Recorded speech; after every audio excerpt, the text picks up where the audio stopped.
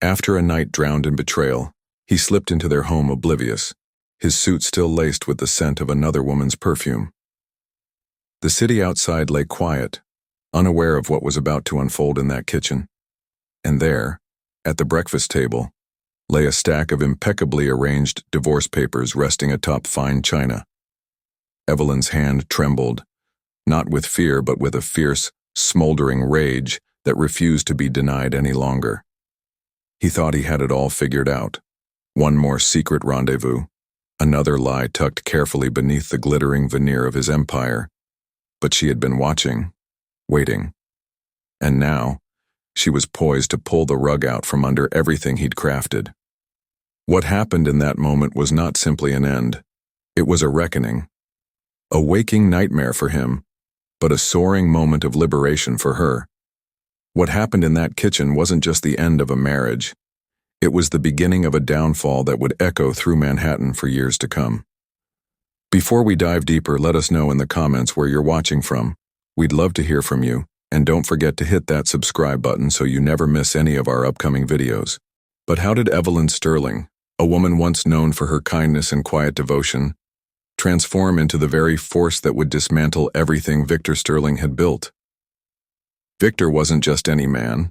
He was one of Manhattan's most untouchable real estate tycoons, a figure admired in boardrooms, envied by competitors and feared by those who knew how ruthless his ambition could be. He moved through the city like it belonged to him, buying towers that scraped the sky, carving his name into skylines, and convincing everyone that he was invincible. And yet, behind the polished marble walls of his penthouse, his empire was never as secure as it seemed. Because Evelyn Sterling, 6 months pregnant and carrying the weight of years of sacrifice, was no longer the naive girl who had once believed his promises.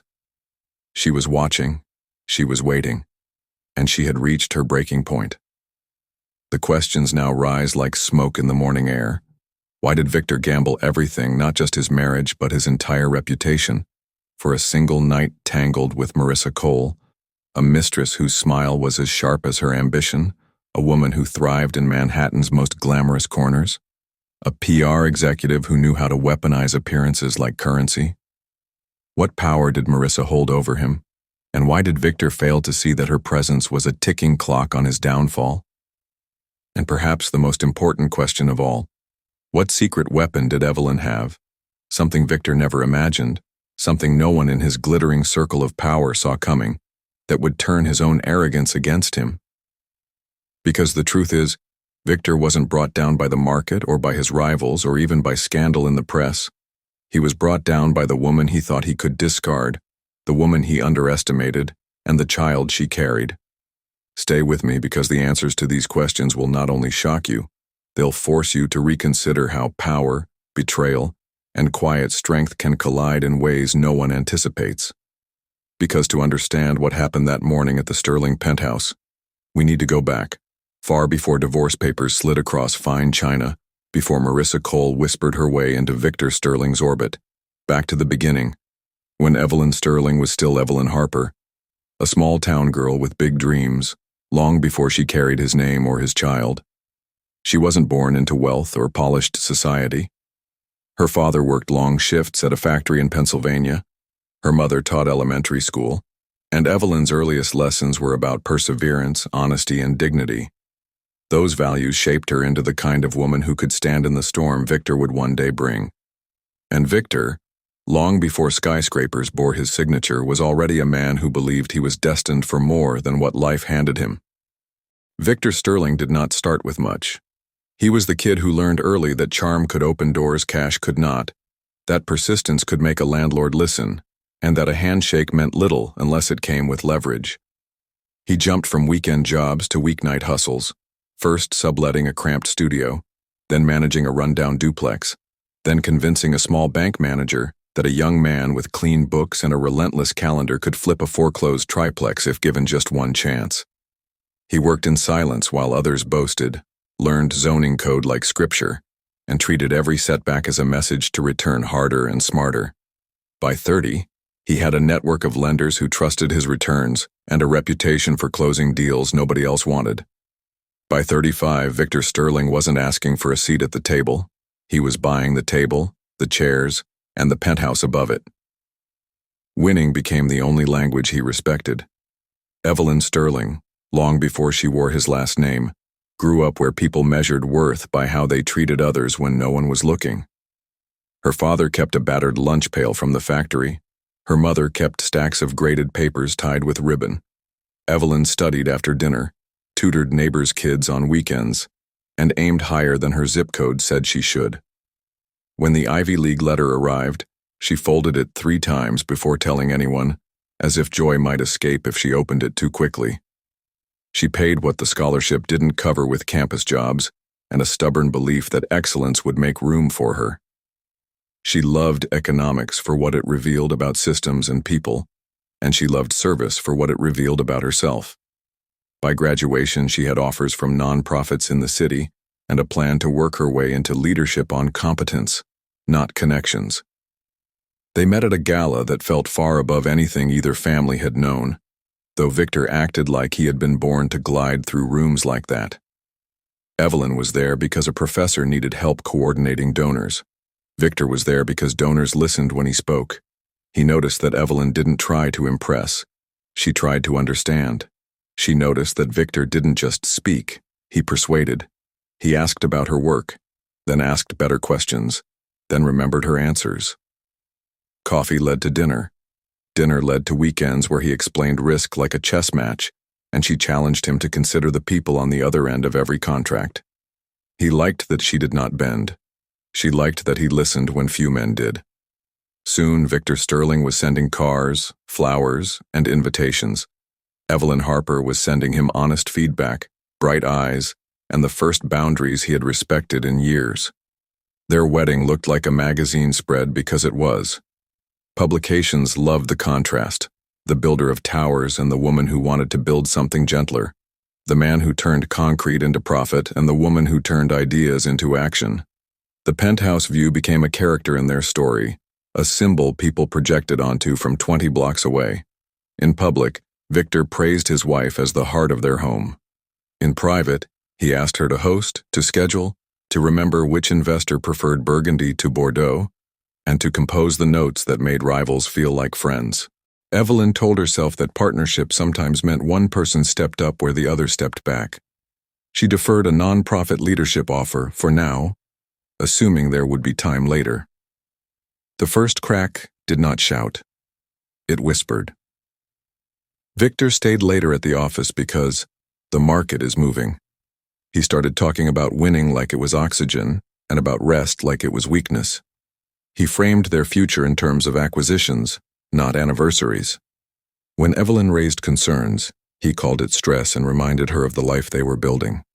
She was still the woman who sent handwritten thank yous to junior analysts and remembered the receptionist's birthday. He was now the man who believed courtesy was a tactic. When she spoke about launching a program for single mothers to finish school, he kissed her forehead and said, "Soon," like a promise he had already spent. When a doctor's appointment landed on a closing date, she went alone and told herself it was fine. When she suggested a weekend away, he countered with, "We'll celebrate after this deal." The after never came. By the time Evelyn Sterling learned she was pregnant, hope returned like morning light through a narrow window. She thought the child might remind Victor of what they had said mattered before the headlines and the handshakes. For a few weeks he softened, pressed his palm to her stomach and spoke to the future as if it were listening. Then the phone calls lengthened again, the dinners shifted to the calendar's edge, and the compliments moved from genuine warmth to showpieces delivered in public and forgotten in private. Evelyn adjusted without complaint because love had taught her to serve and faith had taught her to endure. She sorted baby clothes by size, designed a nursery with quiet colors, and told herself that seasons turn. She also began to notice absences you can't photograph. The way Victor's eyes looked past her when he was planning, the way he dismissed small kindnesses as distractions, the way apologies came wrapped in expensive gifts instead of changed behavior. When Marissa Cole walked into their world, she arrived in a dress the color of attention and a resume that said she could polish any image until it gleamed. As a public relations executive, She understood how to stroke a client's confidence while making him think it was his idea. Victor Sterling appreciated skill, and Marissa Cole knew how to sell it. She laughed at his jokes even when they missed, framed his instincts as genius, and never asked about the cost of his choices beyond the invoice. Where Evelyn had challenged him to consider impact, Marissa applauded him for momentum. Where Evelyn had wanted a life with depth, Marissa offered nights that felt frictionless. The first time Evelyn heard the name, it was in a whisper offered with pity. She dismissed it because marriage demands trust. The second time, it was a receipt she did not expect to see. The third time, it was a scent on a suit that did not belong to her. Even then, Evelyn chose restraint, because dignity is a decision you make when you could do otherwise. She gathered dates, times, and details not to embarrass Victor Sterling, but to confront him with truth he could not outmaneuver. She told herself that a marriage can survive failure if both people tell the truth and repair the damage. She prepared to ask for honesty and offer a plan. She did not yet know that the man she loved had replaced repair with denial and partnership with performance. The magazine still showed them smiling on red carpets, and the city still told itself the story of a perfect couple built of grit and grace. The doorman still tipped his cap. The maitre d' still kept a corner table waiting. Inside their home, the silence lengthened between sentences until even kindness sounded like a courtesy call. Evelyn kept notes from conversations Victor thought she hadn't heard, filed documents he asked her to ignore, and recorded promises that never materialized. She was not plotting revenge. She was preserving reality in a house where image had eaten the truth. She still believed a conversation could turn them back toward each other if he would meet her there. She set the doctor's ultrasound photo on the mantel and waited to see if he would notice without being told. He did not. The night that would change everything began like so many others, with a gala Victor Sterling considered essential and Evelyn Sterling considered unnecessary. He asked her to attend for appearances. She declined for her health. He said he understood. He did not. He left with a tuxedo that photographed well and a confidence that did not. Hours later, while the city set its own records for lights still burning after midnight, Evelyn arranged documents on fine china with the same care she once gave to place cards for dinners she hosted in his honor. She was not theatrical by nature, but she understood that some truths require clarity that cannot be ignored or rescheduled. She was 6 months pregnant, tired in a way sleep could not fix, and finished being told that tomorrow would be better if she would simply be patient today. She decided that mourning would introduce consequences to a man who had lived too long without them. At 9:30 on the timeline of this story, you should understand the contrast well enough to feel it as plainly as she did. One person still making room for a future built on honesty, another already living as if commitment were a contract with escape clauses. She had a crib to assemble, a name to choose, and a life to protect. He had a calendar full of closings and an appetite for applause. The nursery glowed with soft light. A hotel room glowed with a minibar. And the line that separates vows from violations was crossed as casually as a street at dawn, which is why the last sentence of this chapter lands with the force of everything you now know. But while Evelyn was decorating a nursery, Victor was decorating hotel rooms with someone else. The night before the confrontation, Victor Sterling was exactly where he loved to be, center stage at one of Manhattan's grandest galas. The ballroom glimmered with chandeliers, crystal glasses clinked, and every camera seemed to find him. Beside him stood Marissa Cole, dressed in a scarlet gown that caught the light and demanded attention. Victor introduced her as though she were a colleague, someone assisting with his latest project. But the way his hand lingered at the small of her back betrayed the truth to anyone watching closely. He laughed louder than usual, kissed cheeks more boldly, and spoke as though nothing could ever touch him. Investors admired his charm. Reporters scribbled notes, and socialites whispered when they thought he couldn't hear. He believed he was untouchable, that Evelyn Sterling was at home none the wiser, carrying his child and protecting his name as she always had. But arrogance blinds even the sharpest men. At home, Evelyn Sterling sat in silence, the city lights spilling into the penthouse through glass walls that no longer felt like windows, but like a cage. She had waited through too many nights like this one, staring at the clock as it marched toward dawn, wondering when Victor would return. But this time, she wasn't just waiting. On the marble counter lay a small collection of truths. A restaurant receipt folded neatly, with Marissa Cole's signature printed at the bottom. A lipstick-stained handkerchief that wasn't hers tucked inside his jacket pocket from days earlier. And the murmurs she could no longer ignore from women in society, who looked at her with pity, not envy. Evelyn was tired. Tired of being invisible. Tired of raising a child in the shadows of betrayal. Tired of being married to a man who believed her silence was weakness. Tonight she did not weep. Tonight she prepared. When the clock struck 5, the sound of Victor Sterling's key in the door broke the stillness. He entered humming, loosening his tie with the careless swagger of a man who thought his night had been victorious. His jacket carried the faint perfume that no longer fooled Evelyn, and his collar bore a smudge of lipstick that confirmed what she had already known. He strode into the kitchen expecting to see his wife half asleep, perhaps fussing over breakfast as if nothing was wrong. Instead, he froze. Evelyn sat at the table, her face pale but steady, her hand resting protectively on her 6-month belly. In front of her, neatly arranged, were the papers that would end their marriage. Divorce papers. The very symbol of everything Victor thought he had buried beneath wealth and appearances. "Good morning," Evelyn said, her voice low but controlled, every word measured. "I thought you'd like something different for breakfast today." She slid the papers across the polished wood with a calm finality that struck him harder than any shout could have. Victor blinked, forcing a smirk, the kind that had charmed bankers and disarmed rivals for years. "Evelyn, darling, what is this? Some dramatic gesture?" His tone was drenched in condescension, but his eyes betrayed unease. Evelyn's hand brushed her stomach as she answered. "It's not a gesture, Victor. It's the truth. You broke every promise. You broke me. And I won't let you break our child too." For the first time in years, Victor Sterling felt the ground shift beneath him. His wife was not pleading. She was not crying. She was not clinging. She was resolute, steady, stronger than he had remembered.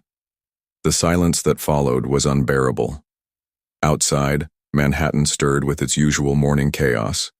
Taxis honking, sirens wailing, deals beginning before sunrise. But inside the Sterling penthouse, time stood still. Victor reached for the papers with trembling hands, suddenly unsure of the script he had always controlled. He opened his mouth, but no words came.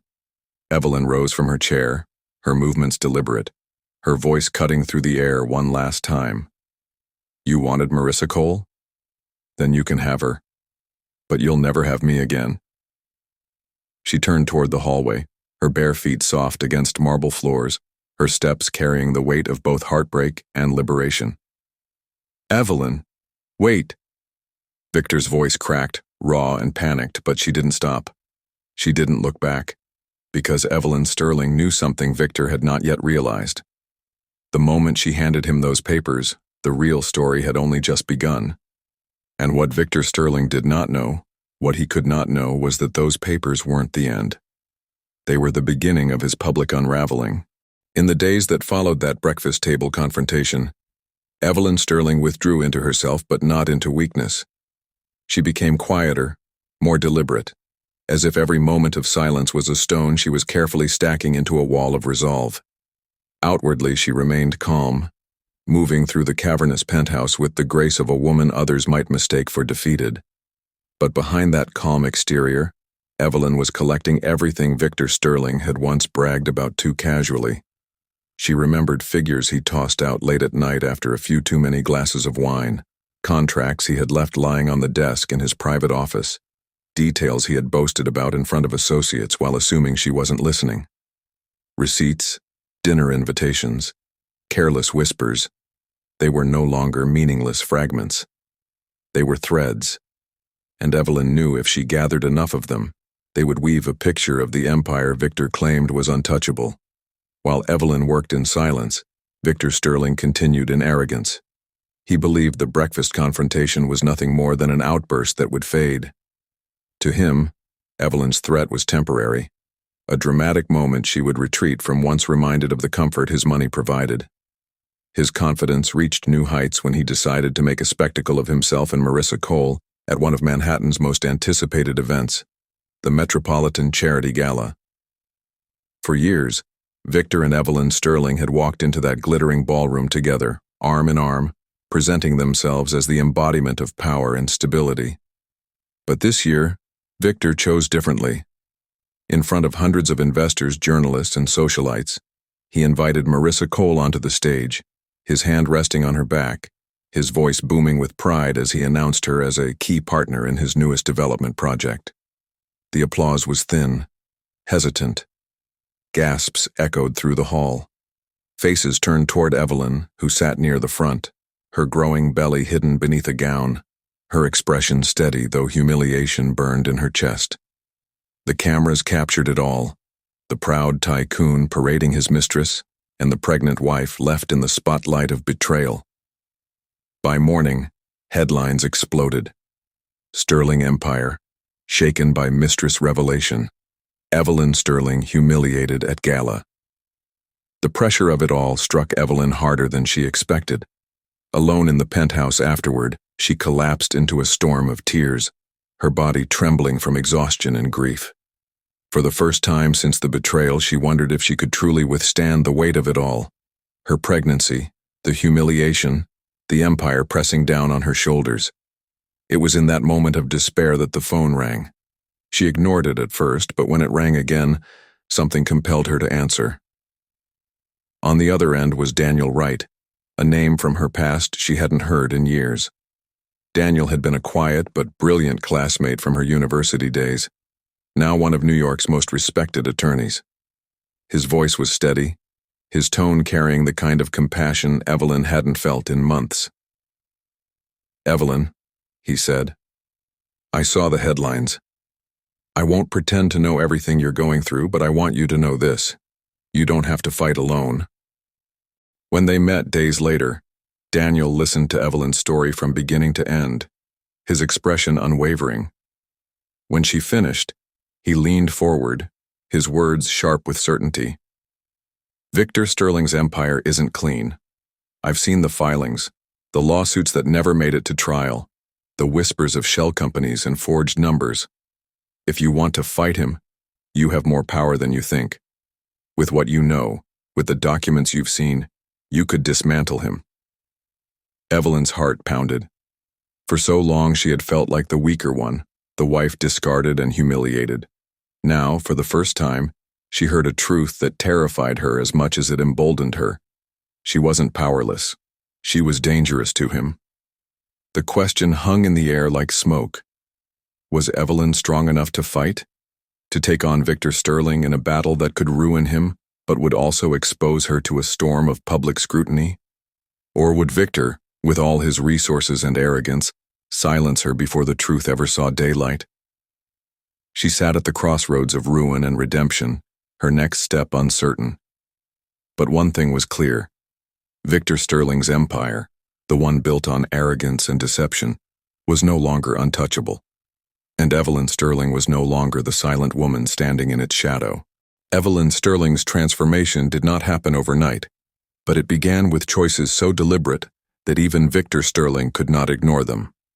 She no longer dressed in the muted tones he preferred, the clothes that allowed her to fade into the background while he commanded the room. Instead, she chose elegant gowns that celebrated her presence, tailored pieces that framed her not as a forgotten wife, but as a woman stepping back into her own strength. She scheduled an appointment at a salon she had not visited in months, and when she looked into the mirror afterward, she hardly recognized herself. The woman staring back was not broken, not diminished, but reborn. When she walked into public spaces now, heads turned, not out of pity but out of respect for her composure. Reporters began to take notice. Invitations to luncheons and charity events arrived not with Victor's name in bold, but with Evelyn's written alongside it, as if the city itself was beginning to separate her identity from his shadow. The turning point came at a society luncheon hosted by one of Manhattan's most influential women. It was Evelyn Sterling's first public appearance since the scandal of the Metropolitan Charity Gala. Conversations hushed when she entered the room, a sapphire gown draped around her, her posture flawless, her gaze unwavering. As she moved from table to table, whispers followed her. Some women looked on with sympathy, others with envy, but all of them watched. When a journalist finally approached her, bold enough to ask the question everyone was waiting for, the room leaned in. "Mrs. Sterling," he said, "how do you respond to the rumors about your husband and Marissa Cole?" Evelyn paused, a faint smile touching her lips. Her voice was steady, calm, unshaken. "I don't answer rumors," she said. "I live in truth, and truth always finds light." The word spread faster than she expected, quoted across newspapers, shared in society columns, repeated on morning talk shows. In a matter of days, Evelyn Sterling was no longer just the humiliated wife. She was a figure of dignity, of quiet defiance, and her single sentence had become a rallying cry for women who recognized themselves in her story. Victor Sterling, however, was livid. That evening he stormed into the penthouse, his anger barely contained. "What are you doing, Evelyn?" he demanded, his voice sharp, his jaw clenched. "Undermining me in front of the press? Sabotaging everything I've built?" Evelyn stood calmly by the kitchen counter, sipping tea as though his rage was a passing storm. "I didn't undermine you, Victor," she replied coolly. "I spoke the truth." He slammed his hand against the marble, the sound echoing through the cavernous room. "Do you think anyone admires you without me? You are nothing without my name." Evelyn met his glare without flinching. Her eyes, once filled with quiet sorrow, now carried a fire he hadn't seen in years. "You're wrong," she said, her voice unshakable. "They don't admire me because of you, Victor. They admire me because I survived you." His breath caught for just a moment, because in her tone he heard something he could not control. Freedom. Meanwhile, Daniel Wright worked tirelessly behind the scenes. Late nights were spent in Evelyn's dining room, legal documents spread across the table, journals she had kept now serving as vital records of Victor's dealings. Piece by piece, Daniel uncovered a darker side of Victor Sterling's empire. Fraudulent contracts buried under layers of shell corporations. Offshore accounts designed to hide profits from investors. Partnerships crafted to look legitimate but built on forged numbers. Evelyn listened carefully, each revelation both shocking and vindicating. For years she had felt invisible in her husband's world, but her silence had allowed her to see what others missed. Now, those overlooked details had become her greatest weapon. Daniel laid it out plainly one evening. "Evelyn, with what you have, you can bring his empire down. He thought you were powerless, but you hold the match that can burn everything he's built." Evelyn looked at the stack of papers before her, her hand resting on her growing belly, her heart steady. She realized for the first time that she no longer had to endure. She could choose to end this on her terms. Victor Sterling still believed he controlled the narrative, still believed that wealth and bravado would silence whispers. But Evelyn Sterling was already planning the moment that would expose him, the moment he could never recover from. And the stage she chose was perfect. It was the stage Victor himself had built years earlier to celebrate his dominance and his power. It was the Blackwell Foundation Gala, his crown jewel, his pride. And Evelyn Sterling was about to use it to shatter him. The Blackwell Foundation Gala was always meant to be Victor Sterling's triumph. It was the night when his name glittered across invitations, when New York's elite gathered beneath chandeliers to applaud his wealth disguised as philanthropy. This year, he was determined to remind the city that his empire remained unshaken, that whispers about mistresses and marital cracks were nothing more than gossip. He arrived with Marissa Cole on his arm, draped in a gown of blood-red silk, designed to steal attention. They paused for photographs, his smile wide, hers sharp, both of them posing as if nothing in the world could touch them.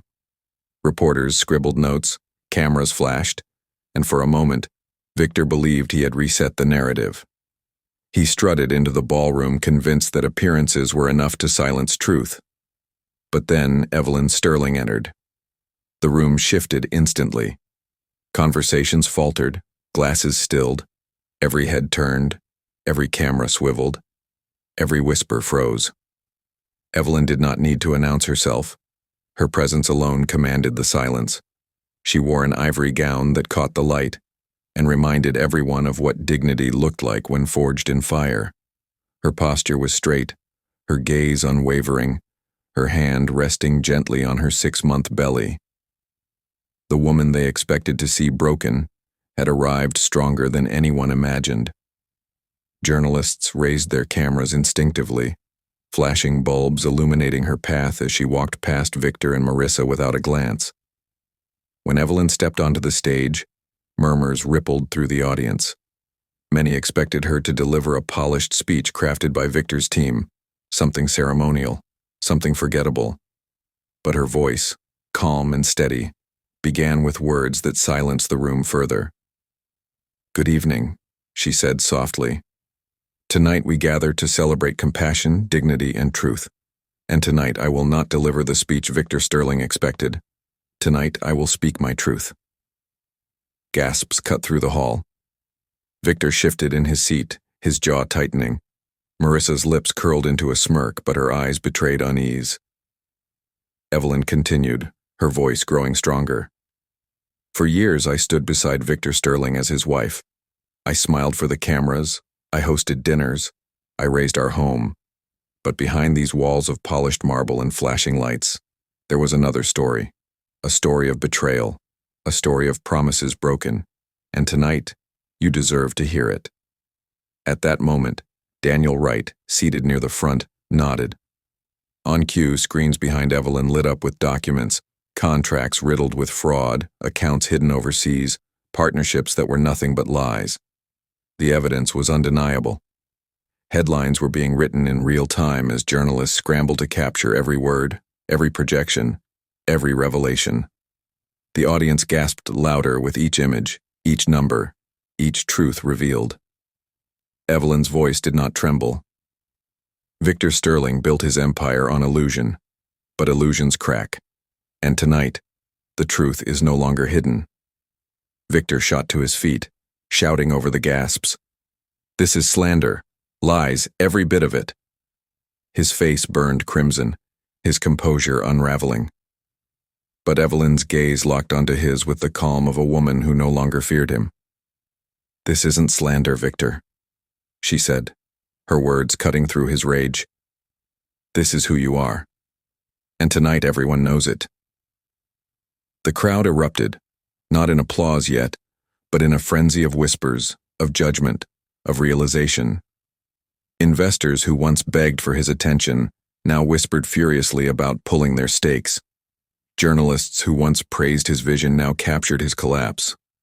Cameras clicked like gunfire, documenting the fall of a man who once believed he was untouchable. Evelyn paused, letting the weight of silence return for a moment. Then she spoke the words that would echo far beyond that gala. "You thought I would disappear. You thought I would crumble, fade into silence, vanish from the story. But women like me don't vanish. We rise."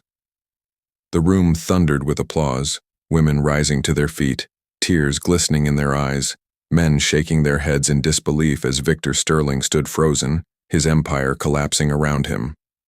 Marissa Cole tried to pull him back into his seat, but even she knew. The golden ticket she once clung to had lost its shine. By the end of the week, she was gone, vanishing from Victor's side as quickly as she had appeared. The aftermath came swiftly. Investors withdrew. Stocks tied to Victor's companies plummeted. Government agencies launched investigations based on the very evidence Evelyn had revealed. Victor Sterling's empire, once praised as indestructible, crumbled under the weight of truth. Evelyn, meanwhile, walked away not as the abandoned wife, but as the woman who had rewritten her fate. With Daniel's guidance, she secured her independence, custody of her child, and the resources to begin again. Months later, Evelyn Sterling gave birth to a healthy baby boy. She named him Matthew, after her late father, a man who had once told her that dignity was the only inheritance worth leaving behind. As she cradled her son in her arms, she felt not broken, not humiliated, but whole. She poured her energy into building a foundation for women like her, the Rising Light Foundation, an organization dedicated to helping women navigate betrayal, reclaim their dignity, and rise again. Evelyn spoke at events across the city, her voice carrying the same strength it had that night at the gala, reminding others that betrayal was not the end of a story but the beginning of transformation. And so while Victor Sterling faded into whispers of pity and scandal, Evelyn Sterling became something far greater. She became proof that truth always finds its light, that dignity cannot be bought or broken, and that silence is never the end. It is the pause before a voice rises. Victor Sterling believed for years that power placed him above consequence, that wealth and status made him untouchable, that betrayal could be hidden beneath the glittering lights of Manhattan. But in the end, it was not a rival that destroyed him, nor the market, nor the shifting tides of business. It was truth, carried in the steady voice of Evelyn Sterling, that shattered his empire and exposed the man he truly was. And so the question lingers long after the gala ended and the headlines faded. Was this justice or was it revenge? Did Evelyn Sterling do what any betrayed wife should have done, protecting her child and her dignity? Or did she go further, striking with precision at the very heart of Victor's life's work? Would you have walked away quietly, or would you have stood your ground as Evelyn did, ensuring that the truth could no longer be hidden? Before we dive deeper, let us know in the comments where you're watching from. We'd love to hear your thoughts. And don't forget to hit that subscribe button so you never miss our next story. Because if you thought this was shocking, wait until you hear what happened when one man faked his own death, only to be caught at his wife's funeral.